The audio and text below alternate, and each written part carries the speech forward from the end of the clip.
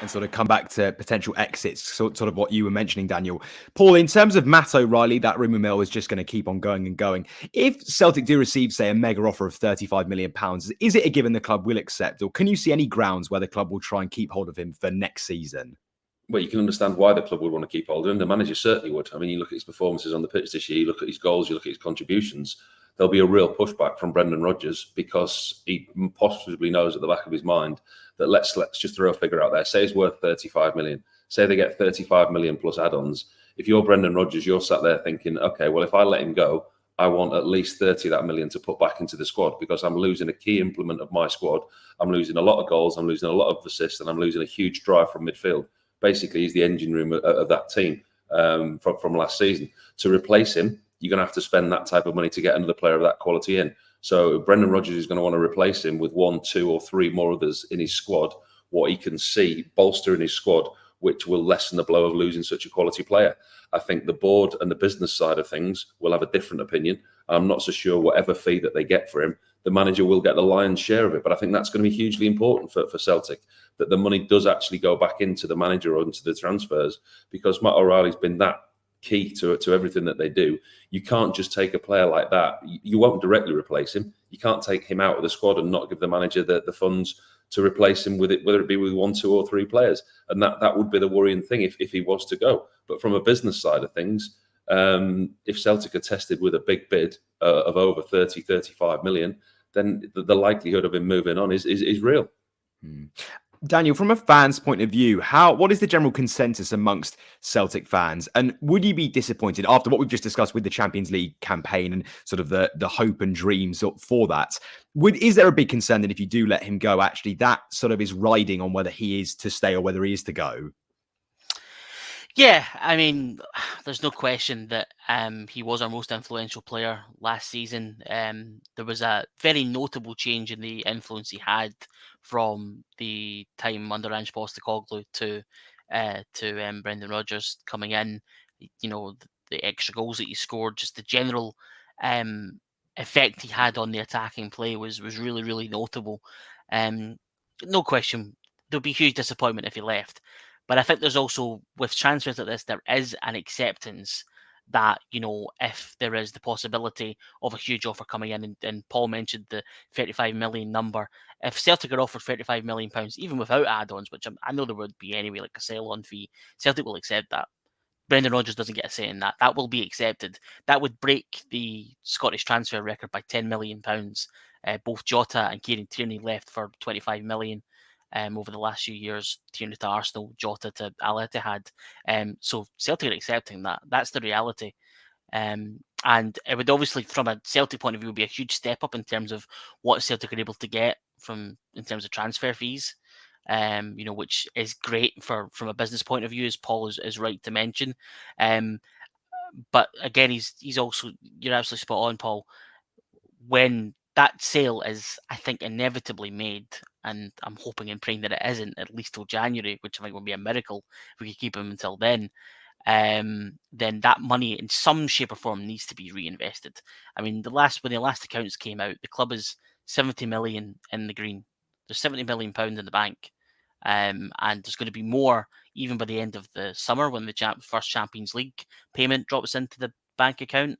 When, you know, that transfer fee inevitably drops in if he does leave. There's already money to spend, and if you get £35 million for a player like Matt O'Reilly, you're expecting at least 10-15 million to be offered to the manager on top of what is already in place. So, you know, it would be a big loss, but Celtic have generally coped pretty well with losing big players. Jota is a pretty big exception.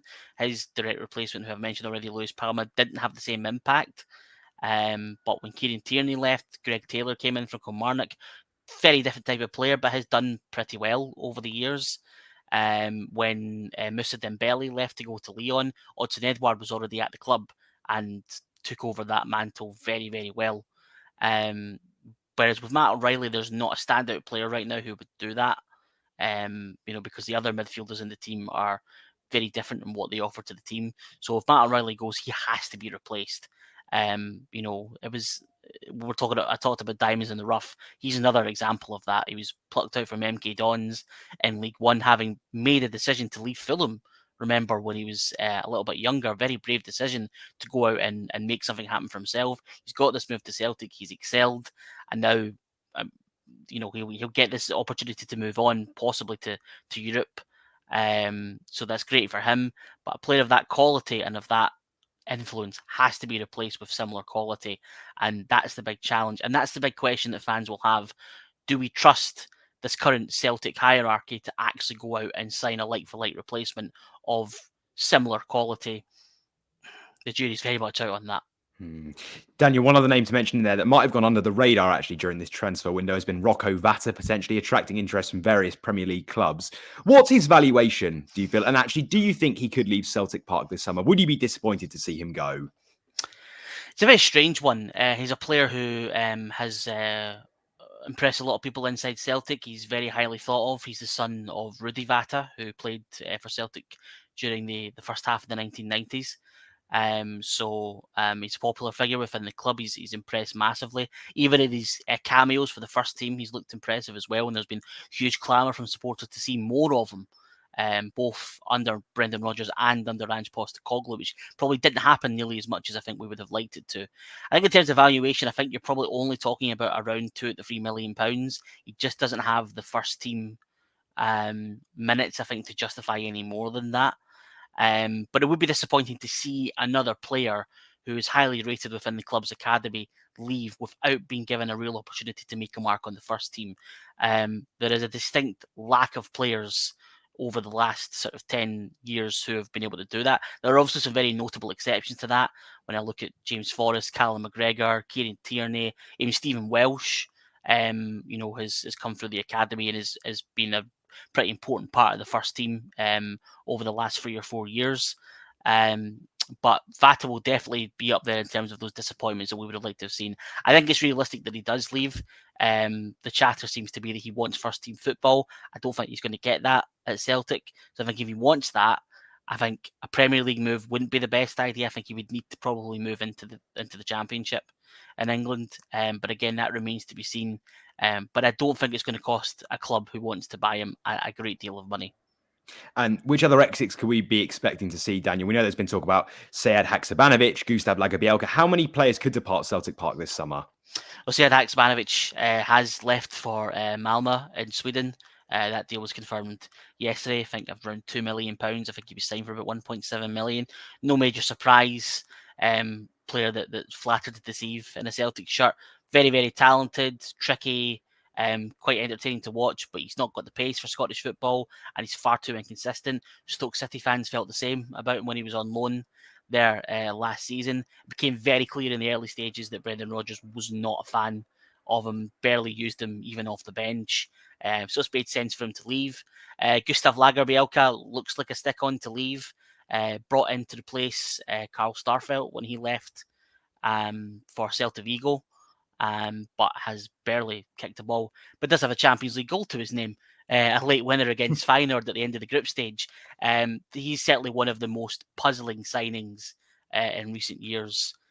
Came in actually on the recommendation of Carl Starfelt's agent when Starfelt left the club.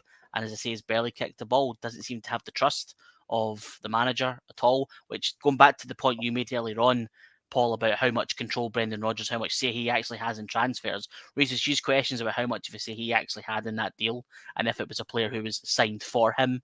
And we remember the problems that Brendan Rodgers had with players being signed for him at Liverpool during the transfer committee days. So we certainly don't want to run into those problems again. I think we could see loans for the likes of Yang Hyun-Yun and Odin Holm, who struggled to make an impact. Yang's another player who came in and had his moments, but generally flattered to deceive. And I think in terms of permanent exits, I think Yuki Kobayashi, the centre-back, will certainly leave the club this summer. And I could see Oh Hyung-gyu, the South Korean striker, head out of the club. Although I do think that might be slightly dependent on the Ademida situation. Again, doesn't seem like a player that Brendan Rodgers is a massive fan of. You've just watched a segment from Football Insider's brand new podcast, The Inside Track, with me, Lewis Pearce, alongside the guests on the show. Thanks very much for tuning in. Please do give the video a like, comment your thoughts on the topic, and feel free to share on your social media pages. If you want to listen to the full podcast episode, click the link in the description below. Keep your eyes peeled for plenty more content and exclusives here on The Inside Track.